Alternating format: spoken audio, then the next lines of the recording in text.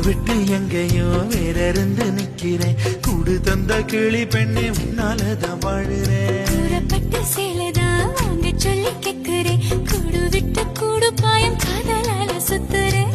கடவுள் கிட்ட கருவற கேட்டு உன்ன சுமக்கவா.